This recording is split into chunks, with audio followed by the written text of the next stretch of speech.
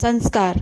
एक घर में 3 भाई और एक बहन थी। बड़ा और छोटा पढ़ने में बहुत तेज थे। उनके माँ बाप उन चारों से बेहद प्यार करते थे, मगर मझला बेटे से थोड़ा परेशान से थे। बड़ा बेटा पढ़ लिख कर डॉक्टर बन गया, छोटा भी पढ़ लिख कर इंजीनियर बन गया, मगर मझला बिल्कुल आवारा और गंवार बन के ही रह गया। सबकी शादी हो गई। बहन और मझले को छोड़ दोनों भाइयों ने मैरिज की थी।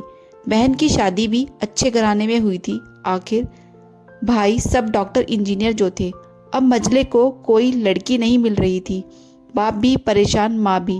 बहन जब भी मायके आती सबसे पहले छोटे भाई और बड़े भैया से मिलती, मगर मझले से कम ही मिलती थी, क्योंकि वह ना तो कुछ दे सकता था और ना ही वह जल्दी घर पे मिलता था। वैसे वह दिहाड़ी मजदूरी करता था।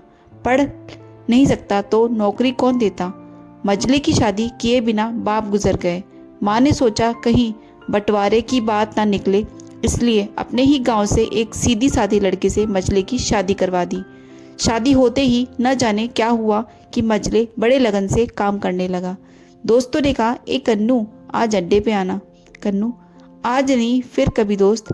अरे तू शादी के बाद तो जैसे बीवी का गुलाम ही हो गया। कन्नू, अरे ऐसा बात नहीं है, कल मैं अकेला एक पेट था, अपनी रोटी के हिस्से कमा लेता था, अब 2 पेट हैं, आज कल और होगा।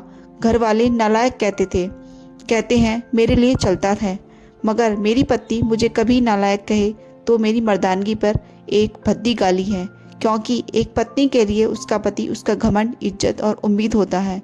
उसके घर वाले ने भी तो मुझ पर भरोसा करके ही तो अपनी बेटी दी होगी, फिर उनका भरोसा कैसे तोड़ सकता हूँ।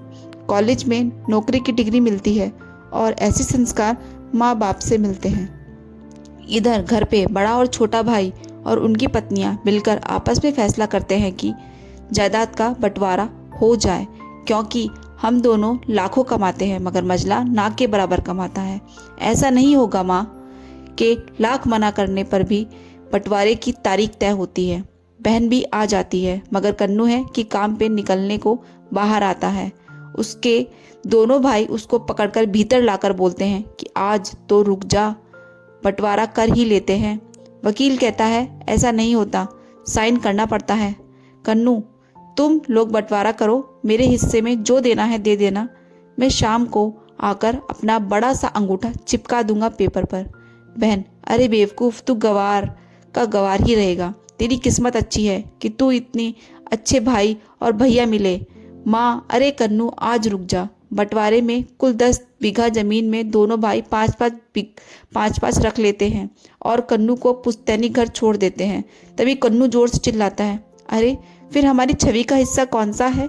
दोनों भाई हंसकर बोलते हैं, अरे मूर्ख, बंटवारा भाइयों में होता है और बहनों के हिस्से में सिर्फ उसका मायका ही है। कन्नू, ओह, शायद पढ़ा लिखा ना होना भी मूर्खता ही है। ठीक है, आप दोनों ऐसा करो, मेरे हिस्से की वसीयत मेरी बहन छवि के नाम कर दो।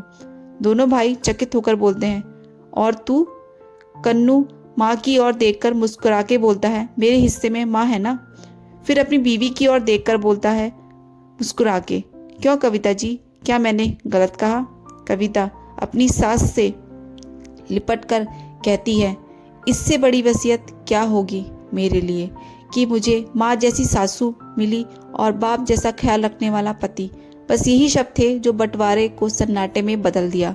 बहन दौड़कर अपने गवार भैया के गले लगकर रोते हुए कहती है कि माफ़ कर दो भैया मुझे, क्योंकि मैं समझ ना सकी आपको। कन्नू, इस घर में तेरा भी उतना ही अधिकार है जितना हम सभी का। बहुओं को जलाने की हिम्मत किसी में नहीं, मगर फिर भी जलाई जाती है, क्योंकि शादी के बाद हर भाई हर बाप उसे पराया समझने लगते हैं। मगर मेरे लिए तुम सब बहुत अजीज हो, चाहे पास रहो या दूर।